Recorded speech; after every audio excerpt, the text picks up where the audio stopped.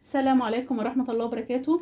النهاردة أنا هعمل لكم حمص الشام بطريقة سهلة وبسيطة وطريقة ناجحة 100%.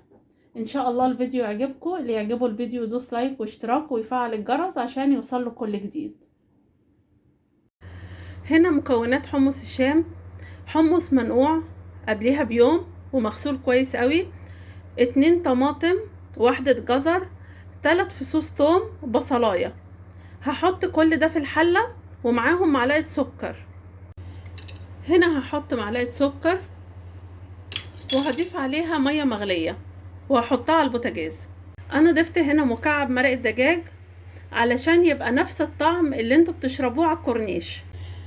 هنا انا هضيف المية المغلية وولعت البوتاجاز.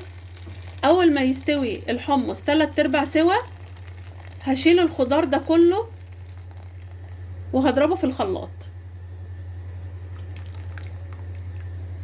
تمام، هنشوف هنعمل دلوقتي. انا هطلع البصل والجزر والطماطم والثوم، هطلعهم واحطهم في الهاند بلندر وافرمهم.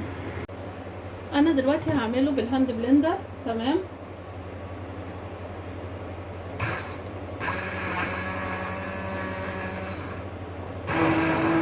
انا هنا ضربته خلاص بالهاند بلندر. تمام، هحطه بقى على الميه بتاعه الحمص. انا هنا خلاص حطيته على الحمص. تمام، يعني انا هشوف الملح بتاعه مظبوط، يبقى كده خلاص. الكمون هحطه في الكوبايات، لان الكمون لو حطيته في الحله وانا عامله حله كبيره وحطيته في التلاجة لتاني يوم هيمرر. تمام، فالكمون والليمون والشطه بحطهم في الكوبايات. كده حمص الشام خلص خلاص. بصوا شكله ولونه. انا حطيت معلقتين صلصه علشان لونه يبقى حلو. حاجه هعملها، هحط في المج نص ليمونه زي ما انا قلت لكم. انا بحب احط الليمون والكمون والشطه في الكوبايات ساعه ما هكون هقدم، علشان اللي في الحله ما يبص كله، لان انا عامله كميه يقعد على رف التلاجة. تمام، وتسحبي منه وقت ما انت عايزه. فانا بحب احط الليمون والكمون والشطه في قلب المج. فانا دلوقتي عصرت نص ليمونه. هحط شويه كمون،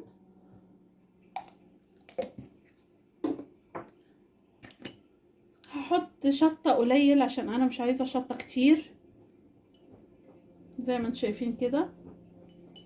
وهو طبعا عليه الملح ومتظبط يعني. هبتدي احط بقى حمص الشام.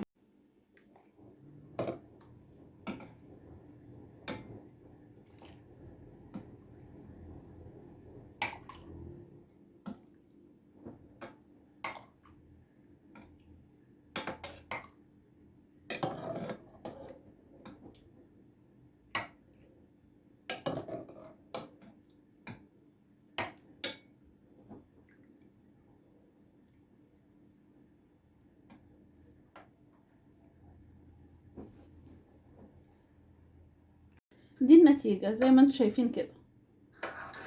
ما شاء الله، ريحة وطعم تحفة بجد. ان شاء الله الوصفة تعجبكم.